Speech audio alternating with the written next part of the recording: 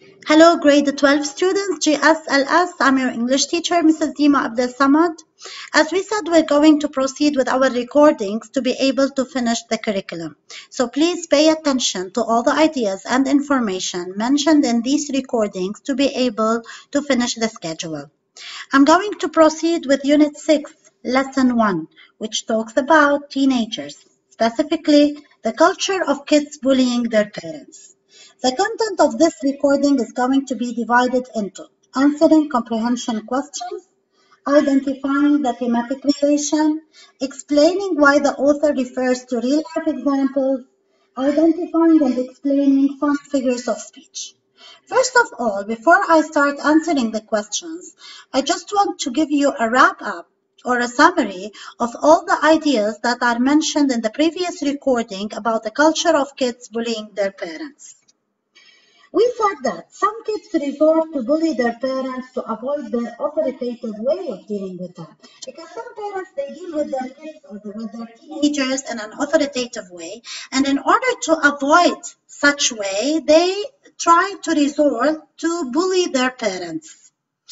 Kids bullying their parents is a serious problem that most parents, they don't know how to address, even if they resort to a psychologist, because psychologists themselves or psychiatrists, they don't know how to deal with these problems because each parent has its own problems. I'm talking about the father or the mother. That's why I said each parent, because I'm talking about maybe the father or the mother who has a certain problem with his or her teenager. They don't know how to deal with these problems because each one of them has its own causes, has its own signs, and has its own effects at the same time. So they don't want to be powerful and lose their friendship, and at the same time, they don't want to be lenient and lose their powerful figure. That's why parents, they feel that they are confused in a certain way or another because they don't want to be so powerful and authoritative. At the same time, they don't want to be so lenient, and that's why they feel that they are confused and they don't know how to solve the problem. The interview with Sean Grover shows that a lot of parents come to psychologists burnt out, and their relationships are really on the rocks. That means the parents, when they go to the psychologist, they go there like completely confused, and the relationship with their teenagers, it's really breaking down because, as we said, the parents don't know how to solve the problem. They feel that they are confused. They don't want to lose their powerful figure. At the same time, they don't want to lose their friendship. The difference is not that child development has changed, but it's the evolution of parents. The only solution is by looking at the whole child and find what is missing, because each child has something missing in himself, and find what's missing, talking to him or her about him or herself. That means we have to communicate with each child separately, talking about himself, looking out for what he needs, seeing whether he needs something related to his life or to his social life or to his school or whatever.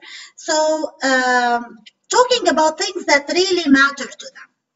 Regarding the comprehension questions, page 131.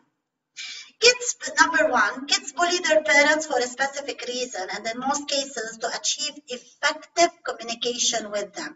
When kids find themselves, or when teenagers find themselves that they have no communication with their parents and they are very far from their parents, they try to bully their parents, annoy them, tease them in order to find or to achieve effective communication with them. The last paragraph of the interview, this is number 2, in paragraph 9, when Grover talked about himself as a parent rather than as a psychologist. He said that nothing in books can solve the problems between kids and parents, but we have to look at the culture itself, because each culture has its own characteristics, and things which are suitable for this culture is not suitable for the other culture. So he said that nothing in books can solve the problems between kids and parents, so it's only parents who are able to solve the problems by looking at the root cause of the problems, trying to solve it. Number 3, why do kids bully their parents? Actually, kids bully their parents to end up the conflicts or to achieve what they want, or as we said, in most cases, to stop the authoritative figures. What do you think Grover is pessimistic or optimistic in number 4? Grover is not pessimistic since he believes that kids push their parents until they set limits. And then soon things come back to its normal state. When they set limits, parents can recover their powerful figure and they can come back to its normal state. False statement. Number 1, kids bully their parents now more than in the past. This is the correct answer. Number 2, it's very difficult for parents to settle things down and solve the problem. It's not easy at all. Organization question.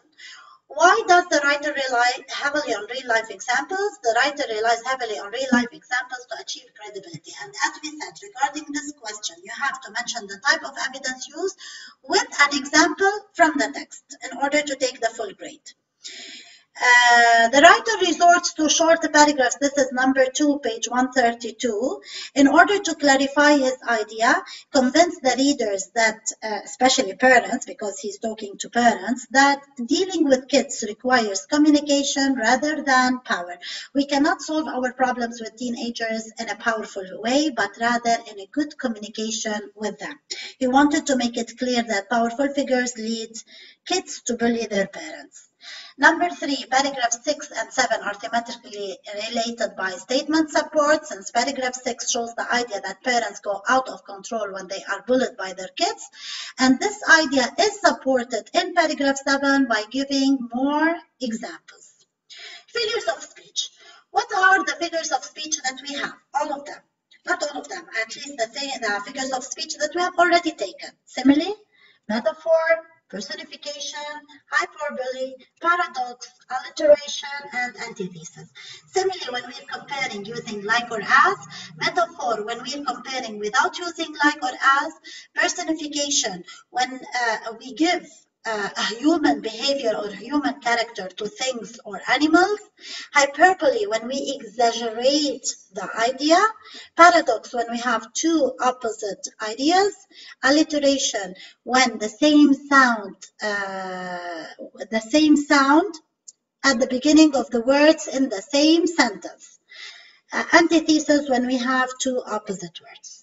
We have irony, and you know irony is situational, verbal, or dramatic. In paragraph 6, we have the figure of speech that we have, it's metaphor. The relationships are really on the rocks.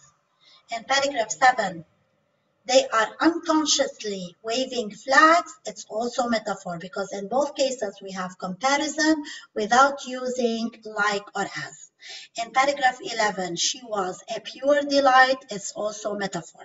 Any question about the figure of speech, you have to identify it, to write the example from the text with quotations, and of course you have to explain it. For example, in paragraph 11, it's metaphor because she is compared to a pure delight to show its beauty without using like or as. Developing skills, we have therapist, diagnose, authoritative, trigger. On the other hand, number 2, we have vigilance, backlash, snuff out, and tantrums. Realization, reclaim, cave. Okay, these are the 2 questions in the developing skills. By paraphrasing page 133, be sure that you included the citation, you use the present tense, change the sentences from direct to indirect, passive to active, change pronouns, replace words by their synonyms, and rewrite all the ideas using different words. These are the steps of citation. In number 3, part A, the statement taken from the text, the culture of kids bullying their parents, shows that Grover pushes parents to stop bad conflicts that would lead them to bully their parents and then annoy them back. Part B, the statement taken from the article shows that Grover believes that he had taken another way rather than punishing, since he would have lost the battle and that he would have lost his daughter. So I rephrased all the ideas mentioned, but in different words. Okay, thank you.